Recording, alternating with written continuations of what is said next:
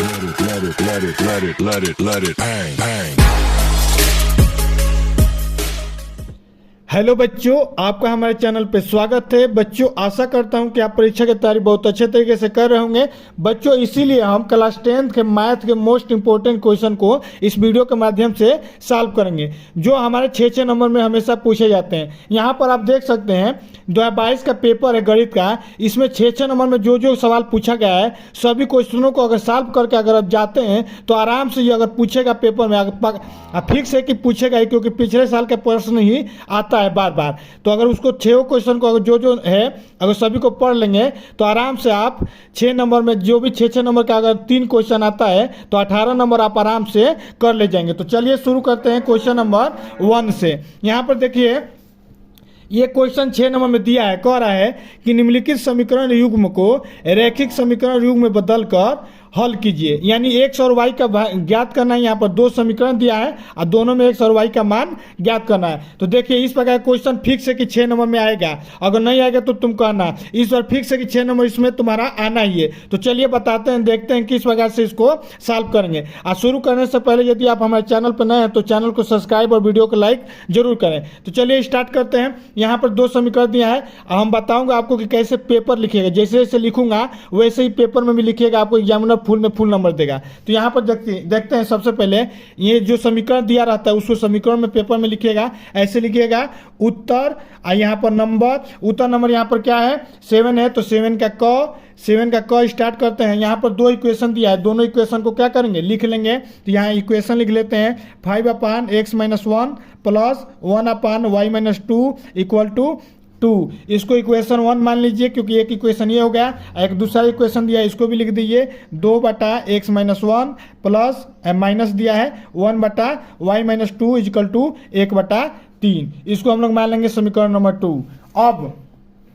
अब यहाँ पर इसी को सॉल्व करके एक्स और वाई की वैल्यू ज्ञात करना है। तो देखिए दोस्तों, यहाँ पर एक्स माइनस वाई और यहाँ पर भी एक्स माइनस वाई है और यहाँ पर y-2 और यहाँ पर भी y-2 है। तो इस प्रकार के क्वेश्चन में यहाँ नीचे वाला जो हमारा होता है पार्ट क्या होता है, सेम होता है। उसको हम लोग क्या करते हैं, ABCD के जो भी अक्षर उसको हम लोग क्या करते हैं, उसमें मान लेंगे ABC या कुछ भी, या T या U या V, कुछ भी मानना होगा मान लेंगे। तो चलिए सबसे पहले 1/x-1 को भी मान लेते हैं, ठीक, क्योंकि भी माना जाता है। तो x-1 को हम u मान लेंगे, ठीक, u मान लेंगे। इसको हम लोग लिख देंगे समीकरण नंबर 3। यहाँ पर लिख दीजिएगा आगे कि माना इतना इक्वल टू इतना, फिर नीचे लिखिएगा 1/y-2 इक्वल टू v। इसको लिख दीजिएगा समीकरण नंबर 4, ठीक। अब नीचे ऐसे लिखेगा कि समीकरण 3 व 4 का मान समीकरण 1 व 2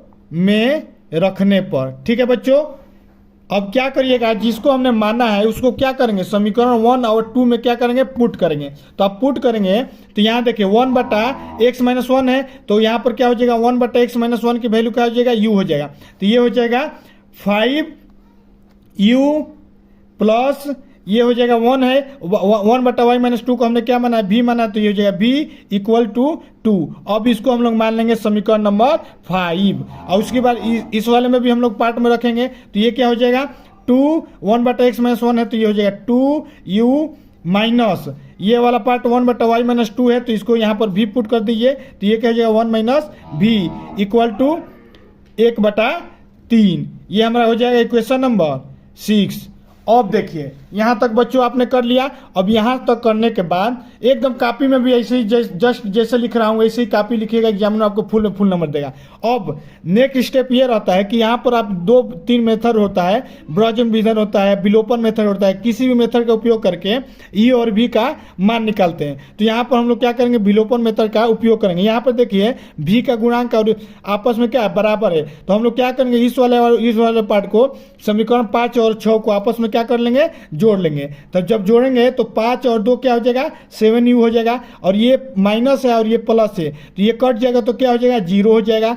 एक प्लस एक माइनस है तो 0 हो जाएगा। और ये क्या हो जाएगा 2 प्लस 1/3, क्योंकि दोनों आपस में क्या हो जाएगा, जुड़ जाएगा। यानी यहाँ पर आप देख रहे हैं 7u की वैल्यू क्या हो जाएगी, 3 दूनी के 6, 1 7/3। यहाँ से 7 से 7 कैंसिल हो जाएगा तो u की वैल्यू क्या हो जाएगी, 1/3 हो जाएगी।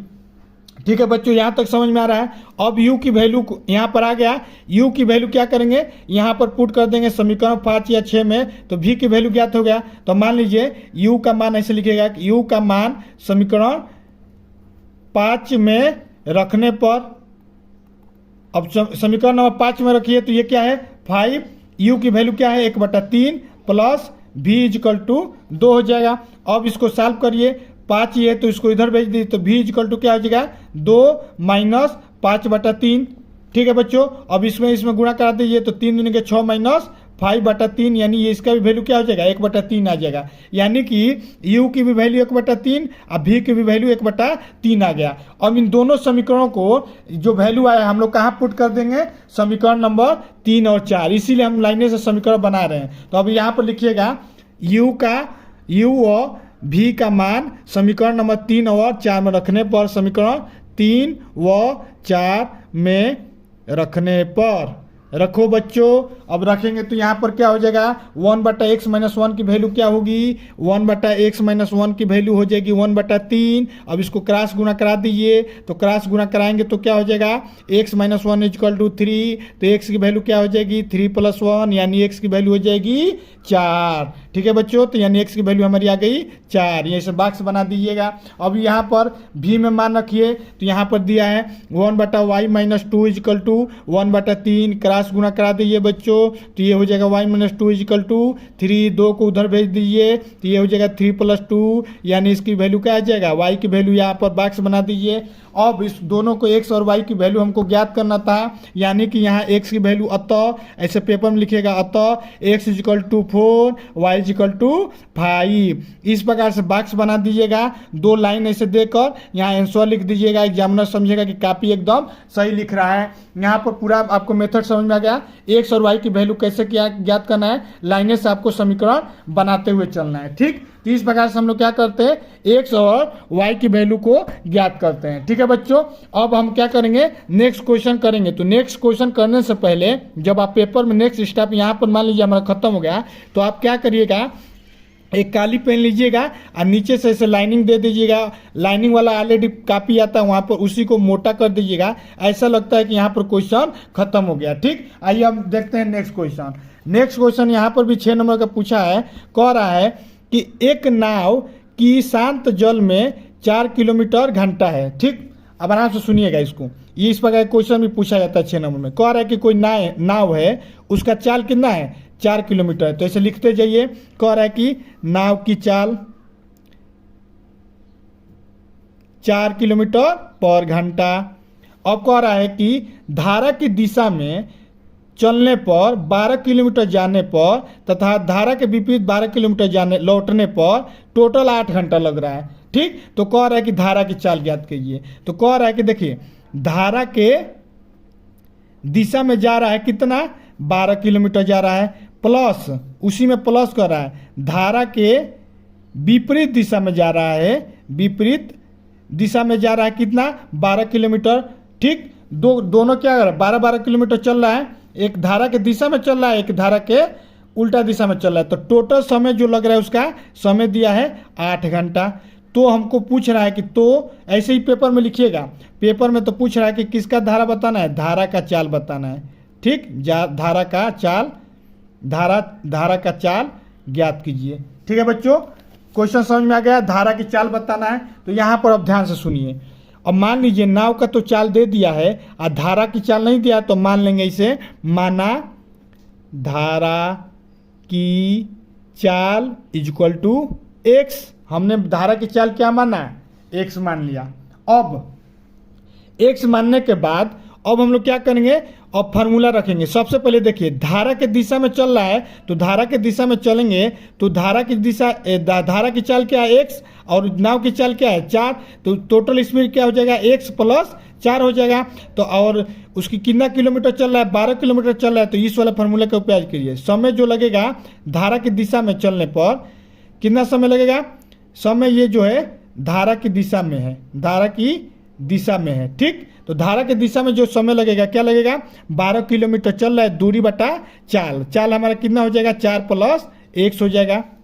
और धारा के विपरीत चलेगा तब हमारा समय जो लगेगा तब हमारा समय क्या लगेगा 12 बटा, अब जब विपरीत चल रहा है तो उसका चाल क्या हो जाएगा, 4 में से हमारा क्या हो जाएगा, x घट जाएगा, तो ये हो जाएगा 4 माइनस x। ठीक है बच्चों, अब धारा के समय इधर जा रहा है और जो इधर लग रहा है, दोनों समय का मान दिया है, दोनों को जोड़ देने पे कितना दिया है, 8 घंटा दिया है, पेपर में कह ही रहा था, तो जोड़ दीजिए, तो ये हो जाएगा 12 बटा 4 प्लस एक्स, ये जोड़ देंगे 12 बटा 4 माइनस एक्स, इसको जोड़ देंगे तो कितना दिया है, 8 घंटा दिया है। इसी इक्वेशन को इसको इक्वेशन नंबर 1 मान लीजिए, इसी को सॉल्व करें तो एक्स की वैल्यू आ जाएगी। हमको क्या ज्ञात करना है, एक्स ही तो ज्ञात करना है, धारा की चाल हमने एक्स माना है। तो देखिए सबसे पहले हम इसको सॉल्व कैसे करेंगे, अब ये क्या है 4 माइनस एक्स है और ये 4 प्लस एक्स है, तो दोनों का लॉस हमारा क्या हो जाएगा 4 प्लस एक्स और ये हो जाएगा 4 माइनस एक्स। 12 में इससे गुणा करा दिए तो 48 माइनस 12 एक्स, अब 12 में इस वाले पार्ट से करा दिए तो 48 प्लस 12 एक्स इक्वल टू क्या हो जाएगा 8 हो जाएगा। बच्चों समझ में आ रहा है बच्चों। अब देखिए 12 एक्स से हमारा क्या हो जाएगा, 12 एक्स खत्म हो जाएगा, 48 और 48 जोड़ेंगे तो क्या हो जाएगा 96 हो जाएगा। और ये हमारा क्या बनना है, a plus B, A minus B का फॉर्मूला बनना है, इस पर रख दीजिए, तो ये क्या हो जाएगा 4 का स्क्वायर माइनस एक्स का स्क्वायर इक्वल टू क्या हो जाएगा 8 हो जाएगा। यहाँ से देखिए 8 से इसको कटाएंगे तो 8 कम 8, 8 दूनी के 16, 12 बार में जाएगा, यानी कि अब इसको सॉल्व करेंगे तो 12 इक्वल टू इधर वाला ये पार्ट इधर आ जाएगा, तो 4 का स्क्वायर क्या हो जाएगा 16 माइनस एक्स स्क्वायर आ जाएगा। अब यहाँ से माइनस एक्स स्क्वायर है तो इसको इधर भेज दीजिए, 12 को उधर भेज देंगे तो एक्स स्क्वायर की वैल्यू क्या हो जाएगी 16 माइनस 12 हो जाएगी, यानी कि 16 में से 12 घटाएंगे तो क्या हो जाएगा 4 आ जाएगा, यानी एक्स की वैल्यू क्या हो जाएगी 4 का √4, यानी इसकी वैल्यू हो जाएगी 2, यानी एक्स हमारा क्या है 2 किलोमीटर पर आवर की स्पीड से हमारा क्या हो गया एक्स की जो वैल्यू है धारा की चाल है आएगी। तो आप ऐसे क्वेश्चन में लिख दीजिएगा कि धारा की चाल एक्स बराबर 4 किलोमीटर, ऐसे बॉक्स बना दीजिएगा। यहाँ पर हम साइड में लिखे हैं, आप नीचे इसके जस्ट इसके नीचे लिखिएगा। ठीक, तो इस प्रकार से हम लोग क्या करते हैं, दिए गए क्वेश्चन को सॉल्व करते हैं। ये जो क्वेश्चन है आपको बहुत महत्वपूर्ण है, और यदि आपको वीडियो अच्छा लग रहा है तो वीडियो को लाइक करते जाइए और चैनल को सब्सक्राइब जरूर करिए। चलिए नेक्स्ट वीडियो देखते हैं और कौन कौन 6 नंबर में पूछा है। तो देखिए यहाँ पर 6 नंबर में अब आया है, यहाँ से त्रिकोणमिति का अनुप्रयोग से हर साल पूछा जाता है। ये 2 क्वेश्चन है फिक्स है, इस साल भी आएगा, तो इन दोनों क्वेश्चन को देख लेते हैं। एक क्वेश्चन भी आएगा तो आराम से आप कर लेंगे, फिक्स है कि आएगा ही। तो देखिए सबसे पहले क्वेश्चन समझा जाए। क्वेश्चन कह रहा है कि भूमि पर स्थित बिंदु एक्स से ऊर्ध्वाधर स्थित मीनार पी क्यू के शीर्ष क्यू का उन्नयन कोण 60 है। पहले ध्यान से समझिए, बच्चे समझ ही नहीं पाते हैं। क्वेश्चन कह रहा है ना कि एक कोई भूमि है, कैसा है ऊर्ध्वाधर बिंदु कोई एक से, तो मान लीजिए हम ऐसे चित्र बनाए। सबसे पहले इसका चित्र बनाया जाता है। देखो हम कैसे चित्र बना रहे हैं, चित्र बनाना सीख जाओगे तो हो जाए। कह रहा है कि एक भूमि है, तो एक भूमि का लकीर खींच दिए। अब ये क्या है भाई, ये हमारा भूमि है। अब भूमि पे कह रहा है ना, ध्यान से देखो, कह रहा है कि एक बिंदु एक से, तो मान लीजिए ये बिंदु हमारा क्या है एक से। कह रहा है कि बिंदु एक्स से ऊर्ध्वाधर स्थित, इसी के ऊर्ध्वाधर स्थित कोई मीनार क्या है पी क्यू है, पी क्यू कोई ऊर्ध्वाधर, ये हमारा क्या है मीनार है। ठीक, अब इसको हम लोग क्या मान लेंगे पी और क्यू, ये हमारा क्या है मीनार है। ठीक, तो कह रहा है इसके शीर्ष जो क्यू है उसका उन्नयन कोण क्या है, ये हमारा शीर्ष है ना, तो यहाँ से इस कोने पे देखने पर ना लग रहा है कि जो हमारा कोण बनना है कितना बनना है 60 एंगल का बनना है। पहला चित्र ऐसे बन गया।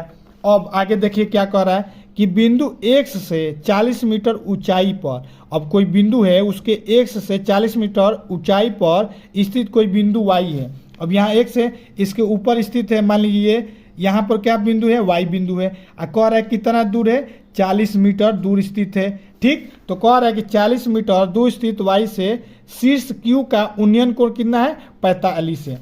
अब यहाँ से और इस क्यू को देखने पर मतलब अब जो हमारा कोण बनना है, यहाँ पर देखिए ये वाला उन्नयन कोण ऊर्ध्वाधर के बनता है। अब ये वाला कोण कितना बनना है 45 का बनना है ना, ये वाला हमारा 45 बन गया। ये हम क्या करिए इसके समांतर एक रेखा खींच दी, यहीं से क्या बनना है 45 कोण बनना है। तो अब देखिए आगे कह रहा है तो मीनार की ऊंचाई और दूरी px ज्ञात कीजिए, यानी ये px ज्ञात करना है। तो हमको क्या ज्ञात करना है px ज्ञात करना है और मीनार की ऊंचाई ज्ञात करना है, मीनार की ऊंचाई ज्ञात करना है। ठीक, हमको 2 क्वेश्चन में ज्ञात करना है, एक क्या ज्ञात करना है px ज्ञात करना है और एक ज्ञात करना है मीनार की ऊंचाई। ठीक, तो आओ देखो समझो, पहले क्वेश्चन समझ में आया ना कैसे हमने बनाया। सबसे पहले भूमि बनाइए, मीनार बनाइए, जैसे जैसे कह रहा है एक एक चित्र करके बनाइए। तो हमको देखिए ये दूरी ज्ञात करना है ना, और ये दूरी ज्ञात करना है। तो मान लो ये दूरी x है, कितना है, ये दूरी x है, और ये पूरा टोटल दूरी कितना है, z है। तो यहाँ से देखो अगर हम इसके समांतर एक रेखा खींचेंगे तो ये बताओ, ये अगर 40 है तो यहाँ तक कितना हो जाएगा, 40 मीटर हो जाएगा कि नहीं हो जाएगा। जब ये हमारा इतना टोटल हमारा 40 मीटर है तो ये भी हमारा 40 मीटर होगा, ठीक। अब इसके ऊपर वाला हमको नहीं पता है, हमको टोटल बताना है, तो हम इसके ऊपर वाला मान लेंगे y मीटर है। कितना है, y मीटर ये है, और x मीटर ये है, ठीक। और यहाँ पर जो ये बिंदु काट रहा है इसको हम लोग मान लेंगे a, और यहाँ पर q दिया ही है, ठीक। अब यहाँ पर देखिए दो त्रिभुज बनना है, यहाँ पर एक त्रिभुज ये बनना है x q p बनना है कि नहीं, ये एक त्रिभुज बनना है, क्योंकि हम लोग को त्रिकोणमिति से दिया है, त्रिकोणमिति का उपयोग करके इसको सॉल्व करना है। और एक त्रिभुज देखिए यहाँ बनना है y q, और यहाँ पर इसीलिए हमने इसका नाम a रख दिया। यहाँ पर एक त्रिभुज बनना है, ठीक। अब यहाँ पर देखिए दोनों का ये वाला पार्ट क्या है, समकोण है। तो समकोण के सामने वाला भुजा क्या होता है, कर्ण होता है। यानी ये वाला भुजा हमारा क्या है, कर्ण है, और ये वाला भी भुजा हमारा क्या है, कर्ण है इस त्रिभुज के लिए। तो सबसे पहले एक एक त्रिभुज का हम लोग बारी बारी से हल करेंगे। तो देखिए सबसे पहले इस वाले त्रिभुज को सॉल्व करते हैं। किस वाले त्रिभुज को बच्चों, इस वाले त्रिभुज को। समझ में आ रहा है ना, ठीक। तो यहाँ देखो इस वाले बच्चों को त्रिभुज करेंगे तो यहाँ लिखिएगा पेपर में, देखिए कैसे लिखिएगा, त्रिभुज y q a से हमने इसको माना है ना a, तो इस वाले त्रिभुज को ले लिया।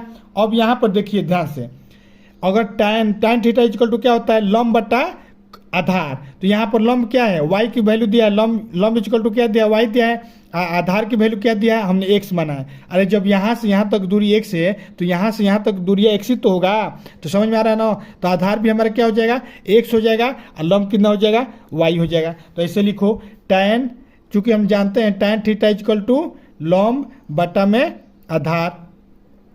अब बताओ थीटा की वैल्यू कितना दिया है, 45 दिया है, लंब की वैल्यू क्या दिया है, 4, और आधार की वैल्यू x। तो यहाँ पर पुट कर दो तो ये हो जाएगा tan 45 बटा बराबर लंब क्या दिया है, लंब दिया है हमारा 4, और y दिया है, आधार हमने x माना है। अब tan 45 अंश का मान क्या होता है 1, और ये क्या हो जाएगा y बटा x। यानी इसको हम सॉल्व करेंगे तो x इक्वल टू क्या होगा, y। इसको समीकरण नंबर 1 मान लेंगे, ठीक। यहाँ से पहला स्टेप ये करेंगे। अब देखिए दूसरा स्टेप में क्या करेंगे, अब बड़ा वाला त्रिभुज लेंगे। ये अब कौन त्रिभुज लेंगे, x q p।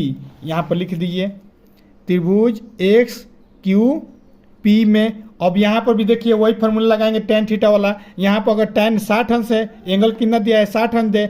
अब यहाँ पर लंब कितना हो जाएगा, 40 हो जाएगा, अब प्लस में y हो जाएगा, 40 प्लस y हो जाएगा, टोटल लंब हो जाएगा ना। अब इस वाले त्रिभुज में केवल y था, अब इसमें क्या हो जाएगा, 40 प्लस y हो जाएगा। तो अब यहाँ पर रखिए tan 60 अंश इक्वल टू 40 प्लस y, लंब। अब बटा में आधार हमारा सेम वही रहेगा, आधार हमारा x रहेगा, बदलेगा तो नहीं, x हो जाएगा, ठीक है बच्चों, समझ में आ रहा है। अब tan 60 अंश का मान क्या होता है, रख दीजिए √3 बटा में 40 प्लस y बटा में x। अब यहाँ पर हमने इस समीकरण में x इक्वल टू वाई रखा है ना, y की वैल्यू x रख दीजिए, या x की वैल्यू y रख दीजिए, किसी भी एक की वैल्यू क्या कर दीजिए, चेंज कर दीजिए। तो चेंज करिए, तो ये बताइए यहाँ पर x इक्वल टू वाई हो जाएगा ना, तो ये हो जाएगा √3, इधर x गुणा हो जाएगा, तो ये हम y पुट कर दीजिए, ये हो जाएगा 40 प्लस y। कहाँ से, समीकरण 1 से, समीकरण 1 से x की वैल्यू हमने यहाँ क्या रख दिया, y रख दिया, y को इधर से गुणा कर दिया तो √3 y इक्वल टू इतना हो गया। अब यहाँ से y की वैल्यू ज्ञात हो जाएगा कि नहीं, y को इधर भेज देंगे तो ये क्या हो जाएगा, √3 y minus y equal to 40 हो जाएगा, ठीक है बच्चों। अब y कॉमन कर लीजिएंगे तो ये क्या हो जाएगा, √3 माइनस 1 इक्वल टू 40, यानी y की वैल्यू क्या आ जाएगी, 40 बटा √3 माइनस 1। आप चाहेंगे तो यहाँ तक भी छोड़ देंगे, या इसको सॉल्व करना है तो सॉल्व कर दीजिए। कैसे सॉल्व करेंगे, ये हो जाएगा 40, इसका मान पुट कर दीजिए 1.732 माइनस 1, इसको घटा देंगे तो ये क्या हो जाएगा, 40 बटा में 7, एक में से एक चला जाएगा तो ये क्या हो जाएगा, 732 हो जाएगा। अब 4 से क्या करिएगा, इसको इसमें भाग दे दीजिएगा तो इसका क्या होगा, ये हमारा आंसर आ जाएगा। आप चाहेंगे तो यहाँ तक भी आंसर क्या कर देंगे, छोड़ देंगे। अब y का वैल्यू इतना आ गया, तो y का वैल्यू अगर इतना आ गया, अगर इसका मान दिया रहेगा तब इसको सॉल्व करिएगा आगे, और नहीं दिया तो यहीं तक रख दीजिएगा। अब बताइए y का वैल्यू इतना आ गया तो समीकरण इसमें रख दीजिए तो x की वैल्यू आ जाएगा कि नहीं, एक्स की वैल्यू आ जाएगा, एक्स इक्वल टू वाई है ना, तो एक्स की वैल्यू हमारा क्या है, एक्स वाई की वैल्यू हमारा जो है वही रख दीजिए 40/√3 - 1, ये हमारा क्या हो जाएगा, एक्स की वैल्यू हो जाएगा। अब देखिए आगे देखिए, अब यहाँ पर एक्स हमारी जो है क्या है, आधार है, एक्स हमारा क्या है पी एक्स है ना, तो यानी हमारा पी एक्स इक्वल टू क्या हो जाएगा 40/√3 - 1 आंसर हो जाएगा। और यहाँ पर देखिए हमारा मीनार क्या है, मीनार की हाइट पूछा है ना, तो मीनार की हाइट 40 प्लस वाई हो जाएगा। तो मीनार की यहाँ पर लिख दीजिएगा, मीनार की ऊंचाई, ठीक है बच्चों, 40 प्लस 40/√3 - 1, यह क्या हो जाएगा मीटर हो जाएगा। ऐसे एक बॉक्स बना दीजिएगा, बॉक्स बना कर दोनों का मान पुट करके ऐसे आंसर लिख दीजिएगा, एग्जामिनर आपको फुल में फुल नंबर देगा। अगर √3 का मान नहीं दिया है तो अगर दिया रहेगा तो इसमें मान पुट कर देना, उसके बाद गुणा भाग कर देना। अगर नहीं दिया है तो इतना भी छोड़ दोगे तो एग्जामिनर आपका नंबर नहीं काटेगा। ठीक है बच्चों, इसके लिए टेंशन मत लेना कि अरे सर इसको पूरा सॉल्व करिए, नहीं इसका टेंशन मत लेना। ठीक, आइए एक और क्वेश्चन देखते हैं 6 नंबर में जो इंपॉर्टेंट है। यहाँ पर देखो क्वेश्चन नंबर, ये देखिए ये भी कितना नंबर में आया, 6 नंबर में आया। बहुत इंपॉर्टेंट क्वेश्चन है, सिर्फ ये भी क्या है त्रिकोणमिति से ही है, उस जैसा अभी हमने किया वैसा ही सॉल्व करना है। ठीक, अब यहाँ पर कह रहा है, पहले सवाल समझना, कह रहा है कि क्षैतिज तल पर स्थित बिंदु O से उसी तल पे खड़े एक ऊर्ध्वाधर मीनार के शीर्ष पर उन्नयन कोण 40 है। कह रहा है कि एक तल है, तल ऐसे बना दीजिए, ये हमारा क्या है तल हो गया। इस बिंदु पे बिंदु एक वो है, इसी के सामने एक मीनार है, ये हमारा मीनार हो गया। ठीक, क्या हो गया मीनार हो गया। घर है, कई ताला मंजिला घर है। ठीक, अब कह रहा है कि इसके ऊर्ध्वाधर से कह रहा है कि देखने पर, शीर्ष से देखने पर जो कोण बनना है कितना बनना है 30 एंगल का बनना है। समझ में आ रहा है ना चित। अब आगे देखो, कह रहा है कि मीनार की ओर 40 मीटर चलने पर, अब यहाँ बिंदु O से ये क्या कर रहा है मीनार की ओर चल रहा है, कितना चल रहा है 40 मीटर चल रहा है। तो बिंदु O से 40 मीटर चल के मान लो कहाँ आ गया, यहाँ पर आ गया, बिंदु A पे आ गया। अब बिंदु A पे आ रहा है तो अब जो कह रहा है कि उन्नयन कोण कितना हो गया, अब ये घट कर कितना हो गया 60 हो गया, मतलब यहाँ से यहाँ तक आ गया तो 60 हो गया। तो कह रहा है कि मीनार की ऊंचाई बताओ, तो कह रहा है ऊंचाई बताओ, यानी अब हमको क्या कर रहा है मीनार की ऊंचाई बताओ। ठीक है बच्चों, वीडियो अच्छा लग रहा है तो वीडियो को लाइक जरूर किया करो। ठीक, अब देखो, अब यहाँ पर क्या दिया है, मीनार की ऊंचाई ज्ञात करना है। सब चीज जो दिया है हमने चित्र बना ही दिया। अब देखो मीनार की ऊंचाई हम लोग मान लेंगे x, पेपर में भी ऐसे लिखिएगा x, ऐसे बना दीजिएगा, चित्र में लिखिएगा माना मीनार की ऊंचाई x है, x लिख दिए। अब यहां से यहां तक की दूरी हम लोग मान लेंगे y, कहां तक, जहां a बिंदु A से लेकर इसको मान लीजिए P, इसको मान लीजिए Q, और A से Q की दूरी मान लो y। अब हम लोग यहाँ पर 2 त्रिभुज बनना है, हर इस प्रकार का सवाल आएगा ना बच्चों तो 2 त्रिभुज पक्का है बनेगा। तो एक त्रिभुज से कुछ हल मिलेगा, एक त्रिभुज से कुछ हल मिलेगा, दोनों को हल करके सॉल्व करना है। तो ये देखो एक त्रिभुज ये मिल गया, एक त्रिभुज यहाँ मिल गया। तो हम लोग सबसे पहले ये वाला त्रिभुज ले लेंगे, कौन AQP। अब हम लोग लेंगे त्रिभुज APQ में, अब इसमें मिलाइए, ये वाला हमारा क्या हो जाएगा, ये हमारा कर्ण रहेगा।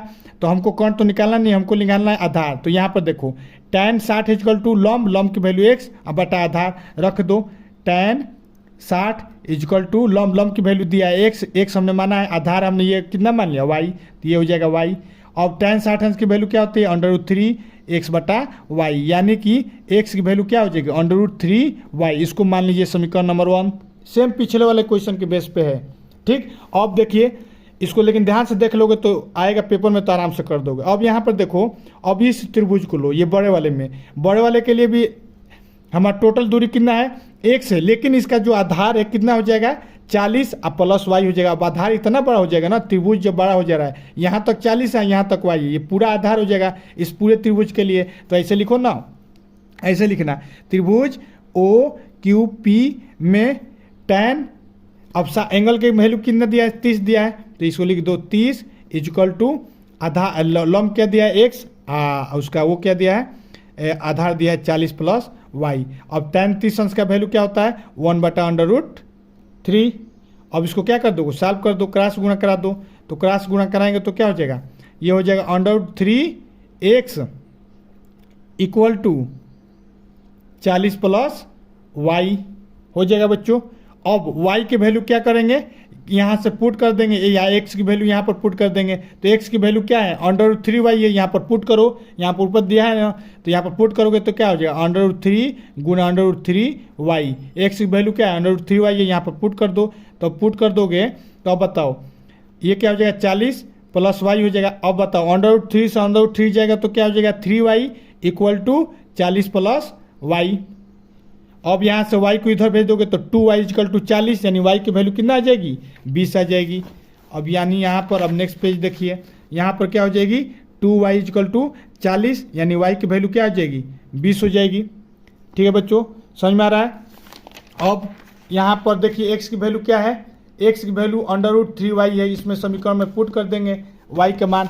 यहाँ पर समीकरण है x इक्वल टू क्या है, √3y है, और y के मान हमने अभी निकाला 20, हमको मेन निकालना है x, तो x की वैल्यू क्या हो जाएगी, √20। अब 20 यहाँ पर इसका मान अगर दिया है तो ठीक, नहीं तो यहीं पर छोड़ दीजिएगा। अब मान आता है इसका याद कर ले, 1.732 गुणे 20, 20 में इससे गुणा कराएंगे तो क्या हो जाएगा, 2 दूनी के 4, 3 दूनी के 6, 4 दूनी के 14 के 4, 2 1 कम 2 1 3 हो जाएगा। अब 20 है तो 34, यानी कि x की जो वैल्यू आ जाएगी 34.64 मीटर।